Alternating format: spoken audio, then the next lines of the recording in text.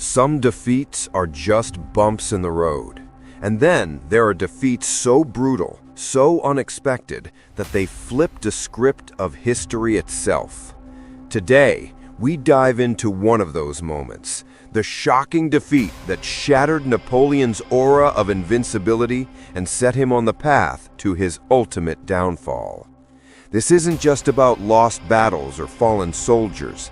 This is about arrogance meeting reality, about an empire stretched too far, and about the moment the god of war was forced to taste humble pie. Buckle up, because once you hear how this went down, you'll never see Napoleon the same way again.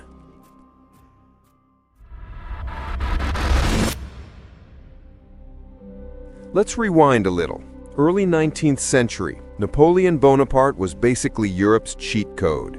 He'd risen from an obscure Corsican officer to the most feared man on the continent.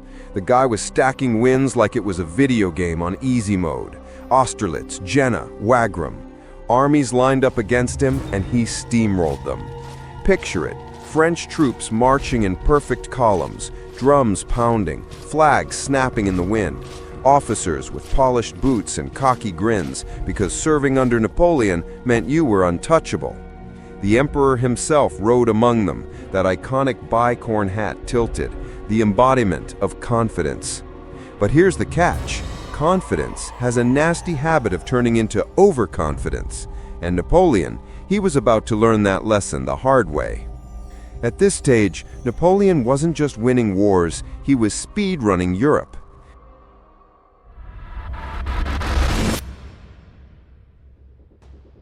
Napoleon looked east and thought, why not add Russia to the trophy case? After all, how hard could it be? Spoiler, very. He assembled the Grande Armée, the largest force Europe had ever seen. Over 600,000 men, a multinational beast of soldiers from across his empire. To Napoleon, it was simple math. Big army plus genius general equals automatic victory. Now picture this invasion. Endless columns of men marching into the Russian wilderness. Sun glinting off bayonets, cavalry horses kicking up dust, the ground trembling under the sheer weight of human ambition. But the Russians had no intention of giving him the battle he wanted. Instead, they retreated deeper and deeper, torching their own villages, burning crops, leaving nothing but scorched earth. Napoleon's soldiers weren't finding glory. They were finding hunger, exhaustion, and miles of empty land. Finally, in September, the Russians turned and made a stand at Borodino. It was brutal. Cannon fire shaking the ground, muskets blazing, men clashing in smoke so thick you couldn't tell friend from foe. Napoleon won, technically, but it was a Pyrrhic victory. His army was gutted, and the Russians simply retreated again. Then came the biggest mistake. Napoleon marched into Moscow and found it in flames. No supplies, no shelter, no victory parade. Just ashes. Imagine winning a battle, marching into the enemy's capital, and realizing you've just conquered a ghost town.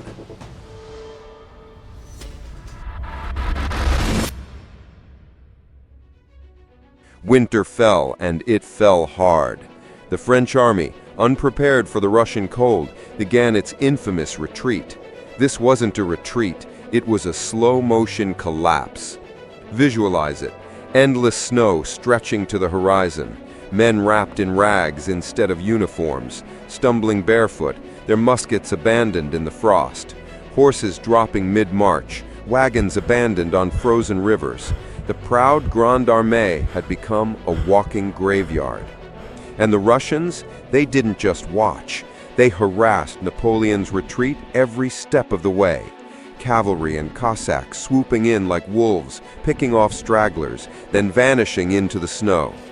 By the time Napoleon limped back across the Niemen River, that massive army of 600,000 was reduced to fewer than 100,000. The emperor himself slipped back to Paris, leaving behind a trail of frozen corpses and broken dreams. It wasn't just a defeat, it was humiliation on an industrial scale. The aura of invincibility, gone. Napoleon didn't lose an army in Russia.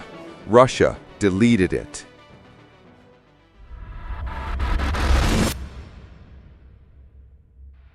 News of Napoleon's disaster spread like wildfire across Europe. Suddenly, enemies who had been cowering saw their chance. Austria, Prussia, Britain, everyone jumped back into the fight. The once terrifying French war machine was now vulnerable. In 1813, at Leipzig, the Battle of the Nations, Napoleon tried to regain his dominance. Over 600,000 soldiers clashed in one of the largest battles in history. For 3 days, the field shook with gunfire and cannon blasts. But Napoleon, stretched thin and outnumbered, was crushed.